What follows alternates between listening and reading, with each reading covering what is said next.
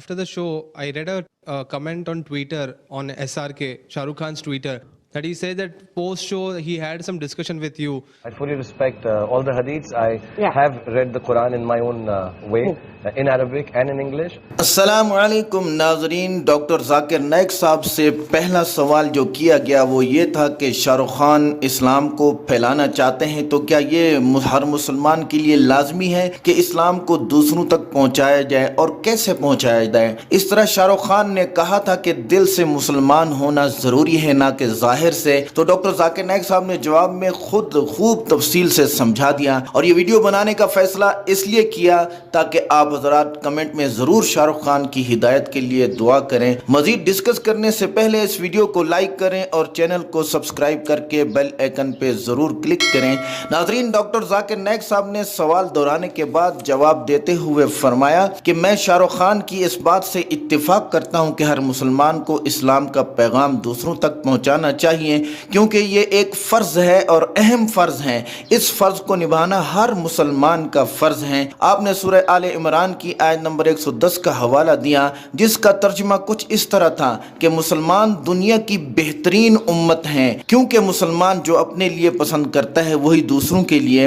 آپ نے ایک اور آیت کا حوالہ دیا جس میں اللہ تبارک و تعالی نے ارشاد فرمایا کہ نیکی کا حکم کرو اور برائی سے روکو. ڈاکٹر ذاکر نائک صاحب نے اس کی وضاحت کرتے ہوئے فرمایا کہ مسلمانوں کو بہترین امت کیوں قرار دیا گیا ہے. اس کی وجہ یہ تھی کہ کیونکہ مسلمانوں کو لوگوں کو بھلائی کی طرف بلانے اور برائی سے روکنے کا حکم دیا گیا ہے. اس وضاحت کا مطلب یہ ہے کہ ہر مسلمان پر اسلام کا پیغام پھیلانا فرض ہے. ڈاکٹر ذاکر نائک صاحب نے مزید فرمایا کہ قرآن میں متعدد صورتیں ہیں جن میں یہ حکم دیا گیا ہے کہ تم دوسروں تک اللہ تعالیٰ کا پیغام پہنچاؤ، جیسے کہ سورہ عصر میں ارشاد فرمایا گیا جس کا مفہوم یہ ہے کہ جنت میں جانے کا ایک ذریعہ یہ بھی ہے کہ لوگوں کو بھلائی کی تلقین کی جائے. ڈاکٹر ذاکر نائک صاحب کا کہنے کا مقصد یہ تھا کہ اسلام کا پیغام ہر مسلمان کو پھیلانا چاہیے. ناظرین، ڈاکٹر ذاکر نائک صاحب سے دوسرا سوال ایک شخص نے یہ کیا کہ شاہ رخ خان نے اپنے ایک ٹویٹ میں کہا کہ ایک شو کے بعد ان کی ڈاکٹر ذاکر نائک صاحب سے بہت غیر رسمی اور اچانک ملاقات ہوئی تھی. ڈاکٹر ذاکر نائک صاحب سے درخواست کی گئی کہ اس غیر رسمی گفتگو کے بارے میں بتایا جائے. جواب میں ڈاکٹر ذاکر نائک صاحب نے کہا کہ جی ہاں، شو ختم ہونے کے بعد میری اور شاہ رخ خان کی تفصیلی ملاقات ہوئی اور خوب گفتگو ہوئی جو آدھے گھنٹے پر محیط تھی. یہ ایک بہت اچھا تجربہ تھا. آپ نے فرمایا کہ بہت سی باتیں ایسی ہیں جو پرسنل ہیں اور میں عوام کے سامنے نہیں کہنا چاہتا. میں ان سے پہلی بار ملا تھا. شو سے پہلے تک میرا ان کے بارے میں یہی خیال تھا جو میڈیا پہ کہا جاتا ہے اور لوگ کہتے ہیں کہ وہ اسلام کی مخالفت میں باتیں کرتے ہیں وغیرہ وغیرہ. آپ نے کہا کہ میں نے بذات خود ایسا نہیں سنا اور کسی کے بارے میں کوئی بات کرنے سے پہلے میں قرآن پاک کی آیت کی پیروی کرتا ہوں جو سورہ حجرات کی آیت نمبر 6 ہے جس میں اللہ تبارک و تعالی فرماتے ہیں کہ کسی بھی بات کو تیسرے شخص تک پہنچانے سے پہلے اس کی تصدیق کرو. یہی نسخہ میں کسی کے متعلق رائے دینے سے پہلے استعمال کرتا ہوں اور اپنے اوپر استعمال کرتا ہوں تاکہ کوئی غلط بات نہ ہو جائے. جیسے کہ مجھ سے اسامہ بن لادن کے بارے میں پوچھا گیا تو میں نے کہا کہ میں نہیں جانتا. یہی بات میں شاہ رخ خان کے بارے میں کہوں گا کہ اللہ بہتر جانتا ہے. لیکن اس شو میں نے یہ محسوس کیا کہ بھلے ہی وہ باعمل نہ ہوں مگر ان کے جوابات بقیہ تمام مسلمانوں سے بہتر تھے سوائے مولانا محمود مدنی مدظلہم کے علاوہ کیونکہ وہ ماشاءاللہ بہت بڑے عالم دین ہیں. لیکن دوسرے مسلمان حاضرین سے ان کے جوابات بہتر تھے یعنی شاہ رخ خان کے. وہ مکمل اتفاق کر رہے تھے کہ گانا ڈانس وغیرہ کرنا حرام ہے. شاہ رخ خان نے مزید یہ بھی کہا کہ آپ کو صحیح معلومات کے لیے علماء اور مذہبی اسکالرز سے رجوع کرنا چاہیے. ڈاکٹر ذاکر نائک صاحب فرماتے ہیں کہ شو ختم ہونے کے بعد شاہ رخ خان میرے پاس آئے اور مجھ سے مسلم شناخت کے بارے میں سوال کیا کہ ڈاکٹر صاحب یہ کتنا اہم ہے کہ داڑھی رکھی جائے اور ٹوپی رکھی جائے. تو پھر ڈاکٹر ذاکر نائک صاحب نے کہا کہ وہ کوئی ٹاک شو نہیں تھا، نہ وہاں کیمرے اور میڈیا تھا. لہٰذا میں نے کھل کر شاہ رخ خان کو وضاحت دی کہ مثال کے طور پر امتحان ہے اور اس میں مسلم شناخت کا ایک نمبر ہے جبکہ باقی اعمال مثلا جھوٹ نہ بولنا، مدد کرنا وغیرہ کے 10 یا 20 نمبر ہیں تو آپ زیادہ نمبر کی طرف دھیان دیتے ہیں جبکہ ایک نمبر کو نظر انداز کرتے ہیں، لیکن اگر آپ زیادہ سے زیادہ نمبر لینا چاہتے ہیں تو آپ ایک نمبر کی بھی فکر کریں گے، کیونکہ ایک نمبر بھی آپ کو دوسروں سے آگے لے جا سکتا ہے۔ تو مختصر یہ کہ داڑھی سنت ہے، لیکن اس کا یہ مطلب نہیں کہ اگر کوئی داڑھی نہیں رکھتا تو وہ مسلمان نہیں، اور جمہور علماء کا یہ مذہب ہے کہ داڑھی رکھنا واجب ہے اور اس کو مونڈنا گناہ کبیرہ ہے۔ پھر ڈاکٹر ذاکر نائک صاحب نے مزید یہ بھی فرمایا کہ یہ اہم ہے لیکن اتنا بڑا گناہ نہیں جیسا کہ دوسری چیزوں کا ہے، لیکن یہ ڈاکٹر صاحب کی اپنی سوچ ہے۔ جمہور علماء کا یہی حکم ہے کہ یہ گناہ کبیرہ ہے، یعنی داڑھی کو کاٹنا، لیکن اس کا یہ مطلب نہیں کہ داڑھی کاٹنا گناہ نہیں، یہ بالکل گناہ ہے۔ دوستو ڈاکٹر ذاکر نائک صاحب سے جو تیسرا سوال کیا گیا وہ بھی شاہ رخ خان سے متعلق تھا، اور یہ سوال ایک عبید خان نامی بندے کی طرف سے کیا گیا تھا جو ٹی وی این ڈی پر پروگرام کرتے تھے۔ ان کا سوال یہ تھا کہ شاہ رخ خان نے کمنٹ کیا تھا کہ ایک مسلمان کے لیے مسلمان کی طرح دکھنے سے زیادہ اہم یہ ہے کہ مسلمان کی طرح سوچے۔ عبید خان نے ڈاکٹر ذاکر نائک صاحب سے درخواست کی کہ اس بارے میں وضاحت کر دیں۔ جواب دیتے ہوئے ڈاکٹر ذاکر نائک صاحب نے ارشاد فرمایا کہ مسلمان کی طرح دکھنے سے زیادہ مسلمان کی طرح سوچنا واقعی میں اہم ہے، مگر اس سے زیادہ بہتر یہ ہے کہ انسان مسلمان کی طرح ہی ظاہری طور پہ دکھے اور مسلمان کی طرح ہی سوچے، بجائے اس کے کہ صرف مسلمان کی طرح سوچے۔ لہٰذا یہ بات زیادہ بہتر ہوگی کہ انسان مسلمان کی ہی طرح دکھے بھی اور ایماندار بھی ہو، نماز بھی پڑھے، جھوٹ بھی نہ بولے۔ مختصر یہ کہ نیکی کرے۔ اگر کوئی انسان مسلمان ہونے پر فخر کرتا ہے تو یہ اچھی بات ہے، اس کے ساتھ ساتھ کہ اس نے مسلمانوں کا لیبل بھی لگایا ہوا ہو۔ ڈاکٹر ذاکر نائک صاحب نے فرمایا کہ جیسا کہ میں نے کہا کہ شاہ رخ خان نے شو میں موجود دوسرے مسلمانوں سے زیادہ بہتر بات کی، تو ٹھیک ہے اگر وہ داڑھی نہیں رکھتے پر وہ مسلمان ہونے پر فخر ضرور کرتے ہیں، اور یہی سب سے اچھی بات ہے۔ اس سے قطع نظر کہ لوگ ان کے بارے میں کیا کیا کہتے ہیں، مگر جو میں نے شو میں اور شو کے بعد محسوس کیا کہ وہ مسلمان کہلانے میں کسی قسم کی بھی شرم محسوس نہیں کرتے، بلکہ وہ تو مسلمان ہونے پر فخر کرتے ہیں۔ ڈاکٹر ذاکر نائک صاحب نے فرمایا کہ میری رائے ان کے بارے میں کم از کم اچھی ہے، چاہے لوگ ان کے بارے میں جو بھی کہیں، مگر وہ اسلام کے بارے میں سیکھنا چاہتے ہیں۔ ناظرین، سب سے آخر میں ایک شخص کی طرف سے یہ پوچھا گیا کہ شاہ رخ خان کو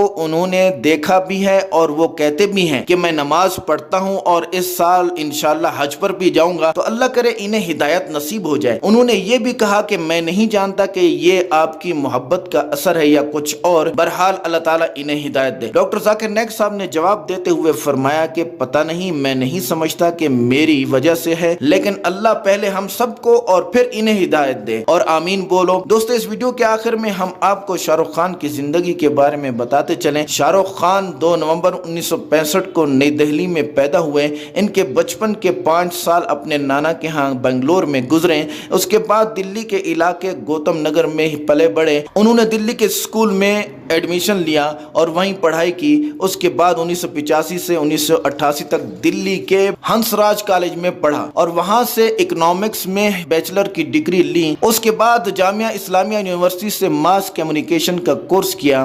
ان کا شوق شروع سے ہی شوبز کی طرف تھا اور طالب علمی کے زمانے سے ہی وہ دلی کے تھیٹر ڈیگ میں کام کرتے تھے۔ ماس کمیونیکیشن کا کورس بیچ میں چھوڑ کر وہ ایکٹنگ کی طرف متوجہ ہو گئے۔ شاہ رخ کے والد کی وفات 1981 میں ہوئی اور 1991 میں ان کی والدہ کی وفات بھی ہو گئی۔ شاہ رخ خان نے اپنے کیریئر کا آغاز ڈرامہ سیریل فوجی سے کیا اور پھر مختلف سیریلز کے بعد وہ فلم کی طرف آ گئے۔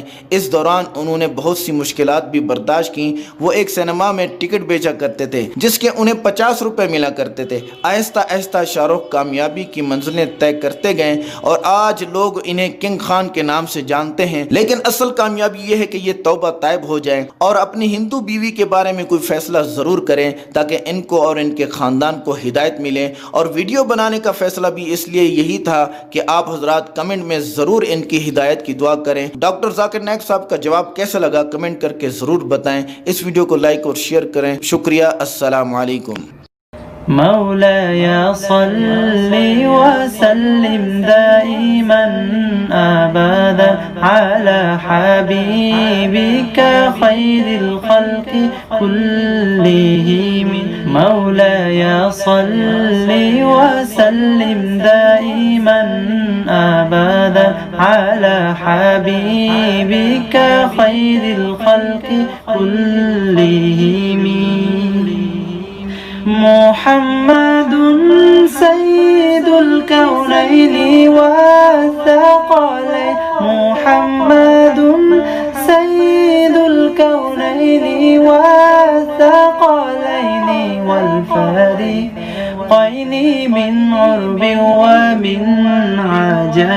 مولاي صل وسلم دائما أبدا على حبيبك خير الخلق كلهم.